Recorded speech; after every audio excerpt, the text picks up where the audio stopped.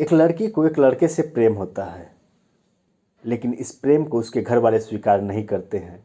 तो मजबूरन में लड़का और लड़की को घर से दूर होकर शादी रचाना पड़ता है।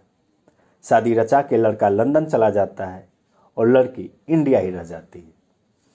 लेकिन लड़की को अभी भी लड़कों की तलाश थी। उसे उसके बचपन का एक नया दोस्त मिलता है और वह उसके साथ हमेशा हमबिस्तर होती है। बाद में इस बात को लड़के को, जो लंदन में, उसे पता चलता है। वह आता है, इंडिया आता है और उसके शरीर के इतने टुकड़े किए जाते हैं कि जिसे सुनकर पूरा भारत हिल जाता है। नमस्कार दोस्तों, एक कहानी मेरठ की है। मेरठ में एक लड़का था, सौरभ। सौरभ एक नेवी ऑफिसर था और 2016 में उसकी मुलाकात एक लड़की से होती है जिसका नाम होता है मुस्कान रस्तोगी। जब 16 में मुस्कान रस्तोगी से उसकी मुलाकात होती है तो दोनों दोस्त बनते हैं और दोस्ती को प्यार में बदलते देर नहीं लगती। दोनों एक दूसरे को बहुत प्यार करने लगते हैं। प्यार ऐसा कि घर वाले उनके दोनों रिश्ते से खुश नहीं थे, चाहे मुस्कान के घर वाले थे या सौरभ के घर वाले थे। तो दोनों ने घर के विरुद्ध जाकर शादी रचाने का फैसला लेते हैं। दोनों शादी रचाते हैं और अब खुशहाल जीवन मेरठ में एक किराए के मकान पे, जो कि इंदिरा नगर में है, इंदिरा नगर में ही रहने लगते हैं। सौरभ कुछ दिन बाद लंदन जाने का प्लान करता है और वह लंदन चला जाता है। लंदन में जाकर एक बेकरी शॉप पे वो उसका काम होता है, अच्छा खासा पैसा कमाता है और अब वह लंदन में रहता है और कभी कभी मेरठ इंदिरा नगर में आता रहता है। लगभग 1 या 2 साल बाद शादी के, जो मुस्कान होती है उसका जो फ्रेंड सर्कल होता है, फ्रेंड सर्कल सोशल मीडिया पे एक्टिव होता है। जब वो सोशल मीडिया पे एक्टिव होता है तो उसके जो पुराने दोस्त थे, स्कूल के दोस्त थे, उनकी मुलाकात उस सोशल मीडिया के जरिए एक दूसरे की होने शुरू हो जाती है। अब मुस्कान के जो बचपन के दोस्त थे, यानी क्लास 5, 6, 7, 8 के, वो सारे दोस्त अब एक प्लेटफॉर्म थे और दोनों में मीटअप होता रहता है, बात होती रहती है, सब कुछ अच्छा चलता है। उसी समय मुस्कान की एक मुलाकात होती है साहिल शुक्ला से। साहिल शुक्ला भी मुस्कान के साथ क्लास 8 तक पढ़ा हुआ था। साहिल शुक्ला जब मुस्कान से मिलता है तो दोनों दोस्त बनते हैं और इधर सौरभ लंदन में रहता है। दोनों एक अच्छा दोस्त थे, मुस्कान और साहिल। और उसी समय साहिल की माँ की डेथ हो जाती है। जब साहिल की माँ की डेथ होती है तो वह डेथ ऐसा होता है कि साहिल के दिमाग पर उसका बहुत बुरा असर पड़ता है। साहिल अपनी माँ से इतना लगाव रखता था कि साहिल को बार बार ऐसा लगता था कि उसकी माँ उससे बात करती है। वो मोबाइल को जैसे खोलता था, अपने ही टाइप करता था मोबाइल में और लगता था कि उसकी माँ उसे टाइप करके सब कुछ बता रही है। जब यह सीन मुस्कान को पता चलता है, यानी कि उसे लगता है कि साहिल की माँ के मरे इतने दिन हो गए, उसके बाद भी ये अपनी माँ से बात करता है। उसे लगता है कि उसकी माँ सारी बात उसकी सुनती है, उसकी सारी बात उसको बताती है। और यहाँ तक मैं बता दूं कि साहिल का जो कमरा था वो तंत्र मंत्र इस टाइप का साहिल का कमरा हो चुका था। मतलब बहुत सारी ऐसी तस्वीरें उसके दीवार पे देखने को मिल रही थी। इधर मुस्कान साहिल से मिलने का प्लान करती है, लेकिन अब वो कैसे मिली, तो वह एक प्लान बनाती है। वो एक सोशल मीडिया पे 2-3 अकाउंट खोलती है और साहिल की माँ बनकर उसे मैसेज करती है। मैसेज में लिखती है कि जो एक लड़की मुस्कान है वह तुम्हारा ज़्यादा ख्याल रखेगी और तुम उससे मिलो, उससे बातें करो, उसके साथ ज़्यादा से ज़्यादा समय स्पेंड करो। साहिल सोचता है कि ये सारी बातें मेरी माँ मुझे बता रही हैं और साहिल भी ऐसा ही करना शुरू कर देता है। अब इधर मुस्कान साहिल की माँ बनकर उसे मैसेज करती और उधर साहिल को लगता कि हमारी माँ जो कि मर चुकी है वो हमारे लिए एक अच्छे लड़की की तलाश की है, वो लड़की है मुस्कान। धीरे धीरे बात का सिलसिला आगे बढ़ता है और साहिल और मुस्कान बहुत क्लोज हो जाते हैं। क्लोज ऐसे होते हैं कि वह बिस्तर तक चले जाते हैं।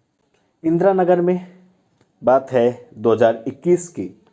21 में मकान मालिक, जो जिस मकान में सौरभ और मुस्कान रहते थे, यानी सौरभ अभी लंदन में है, मुस्कान उसी इंदिरा नगर में उसी रूम में रेंट पे रहती थी।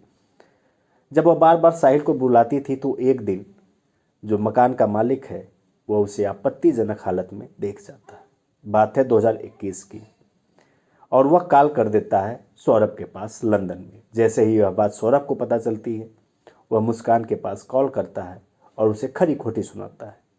खरी खोटी इतना सुनाता है कि वह इंडिया आता है और तलाक के पेपर तैयार करता है। बोलता है तुम मुझसे अलग हो जाओ, तुम्हें साहिल के साथ रहना, तुम साहिल के साथ रहो, लेकिन तुम हमारा साथ छोड़ दो। मुस्कान माफ़ी मांगती है, हाथ पैर जोड़ती है, बोलती है नहीं, ऐसा कुछ भी नहीं है और अब हम कभी नहीं मिलेंगे।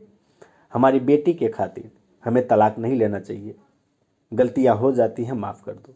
सौरभ एक सीधा साधा लड़का और मुस्कान को माफ़ कर देता है। अब वह वापस फिर लंदन चला जाता है। लंदन जब चला जाता है तो इधर मुस्कान और साहिल बार बार वही प्रक्रिया होती है जो इसके पहले होती थी। जब सौरभ इंडिया आता तो इनका मिलने का सिलसिला बंद हो जाता, लेकिन जैसे ही वो लंदन जाता ये दोनों लोग मिलना शुरू कर देते थे। बात है 24 फरवरी 2025। 2 साल बाद सौरभ लंदन से इंडिया लैंड करता है। लैंड इसलिए करता है कि 25 फरवरी को मुस्कान का बर्थडे है। वह मुस्कान के बर्थडे को सरप्राइज़ देना चाहता है और सोचता है कि हम हमारी पत्नी को एक अच्छा सरप्राइज़ देंगे। और 25 फरवरी के 3 दिन बाद 28 फरवरी को उसकी बेटी का बर्थडे होता है। उस बेटी के बर्थडे में सौरभ, मुस्कान और उसकी बेटी तीनों खूब डांस करते हैं, एंजॉय करते हैं, क्योंकि उसकी बेटी का बर्थडे था। अब बात आती है 3 मार्च की। 3 मार्च को सौरभ अपनी माँ के घर जाता है। माँ के घर लौकी के कोफ्ते बने थे जो कि सौरभ को बहुत पसंद थे। सौरभ लौकी का कोफ्ता लेकर आता है और लौकी के कोफ्ते को जैसे घर में रखता है, मुस्कान का इरादा कुछ ठीक नहीं था। मुस्कान उस लौकी के कोफ्ते में नशे की गोलियां मिलाती है।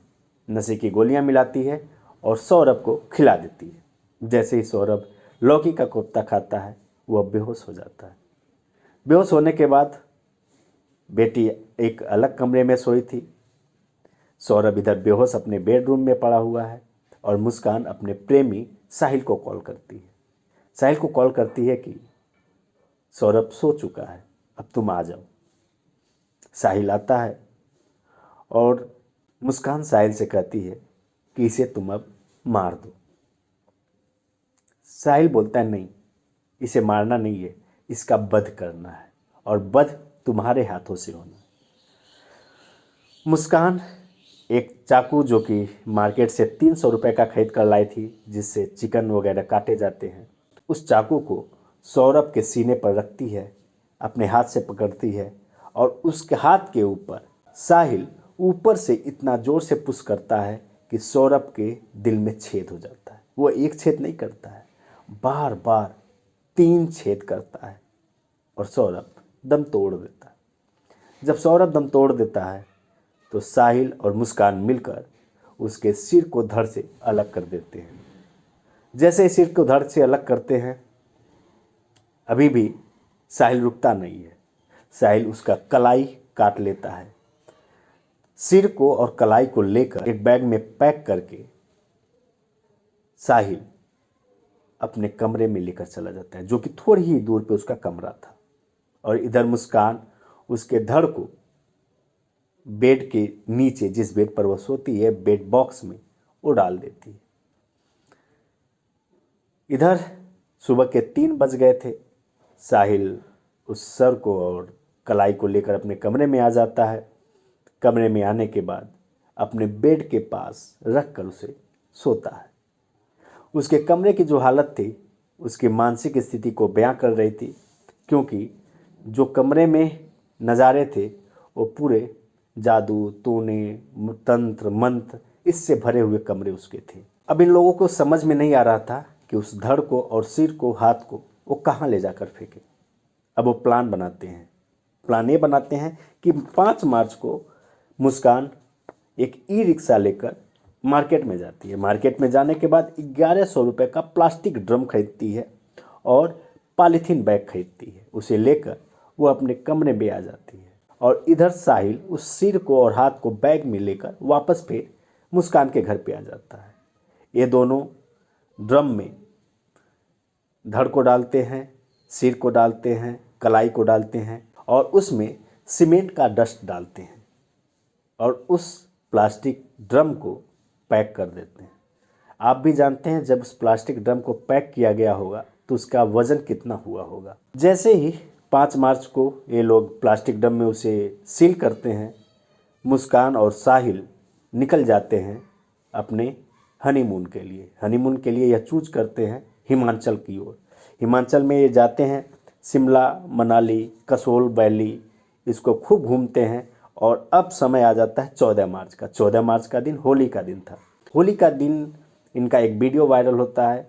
यह मनाली में एक क्लब है, क्लब में ये लोग एंजॉय कर रहे थे, ओवरडोज नशा लिए हुए थे। इन्हें थोड़ा सा भी अफसोस नहीं था कि इधर सौरभ की हम हत्या कर चुके हैं। जब 17 मार्च को हिमाचल से मुस्कान वापस आती है तो मुस्कान और साहिल 4 मजदूर लेकर आते हैं और उस ड्रम को उस घर से दूर हटाने की कोशिश करते हैं, लेकिन ड्रम हट नहीं पाता। उसका वज़न इतना होता है कि उसे हिला पाना भी बहुत मुश्किल था। अब मुस्कान के जहन में एक सवाल आता है कि अब हम इसे ड्रम को कैसे हटाएं। तो वह एक प्लान बनाती है और बोलती है, अपने माँ को कॉल करती है और अपने माँ को जब कॉल करती है तो बोलती है कि सौरभ को उसके घर वाले आकर उसे जान से मार दिए। उसके माँ के को जब एक कॉल जाता है, उसकी माँ विश्वास नहीं करती है। तुम घर पे आओ और सारी बात बताओ। मुस्कान अपने घर पे जाती है, अपने मम्मी पापा के सामने बोलती है कि सौरभ के घर वाले आए थे, सौरभ को जान से मार दिए। मैंने बहुत रोकने की कोशिश की लेकिन मैं सफल नहीं हो सकी। उसके मम्मी पापा को विश्वास नहीं होता। बोलते हैं कि जब वो ऐसा कर रहे थे तो तुम्हें चिल्लाना चाहिए था। तुम्हें चिल्लाई होती तो तुम्हारे आसपास के लोग तुम्हारी मदद के लिए आगे आते, लेकिन तुमने ऐसा कुछ नहीं किया। मुस्कान के पास कोई जवाब नहीं था। वह नज़दीक एक पुलिस स्टेशन है, ब्रह्मपुरी पुलिस स्टेशन, नज़दीकी पुलिस स्टेशन अपनी लड़की को लेकर जाते हैं, यानी मुस्कान को। जब पुलिस स्टेशन जानते हैं तो वहाँ पे पुलिस वाले मुस्कान से पूछते हैं कि आखिर क्या हुआ। मुस्कान बताती है। पुलिस वाले को समझते देर नहीं लगती है कि मामला कुछ खराब है और वह मुस्कान के साथ जब सख्ती से पेश आते हैं, सारा काला चिट्ठा खुलकर सामने आ जाता है और उस ड्रम को काटा जाता है। ड्रम को काटने के बाद सौरभ का 15 टुकड़ों में लाश निकलता है। उस लाश को जब देखा जाता है तो सिर्फ मेरठ नहीं, पूरा भारत दहल जाता है कि एक लड़की अपने प्रेमी पति का किस प्रकार से नृशंस हत्या कर सकती है। अभी मुस्कान और साहिल को गिरफ्तार कर लिया गया है, उसे जेल भेज दिया गया है। साहिल और मुस्कान को पुलिस रिमांड पे लेना चाहती है, कोर्ट में अपील कर दी है। उम्मीद है उसे जल्द ही रिमांड पे ले लिया जाएगा और भी बहुत सारी चीज़ें खुलकर सामने आने के चांस हैं। मेरा यह कहानी सुनाने का उद्देश्य किसी की भावनाओं को ठेस पहुंचाना नहीं है, बस आपको बताना है सजग रहें और आने वाले क्राइम को आप भांप सकें। मिलते हैं आपसे अगले किसी नए क्राइम वीडियो में, तब तक के लिए जय हिंद।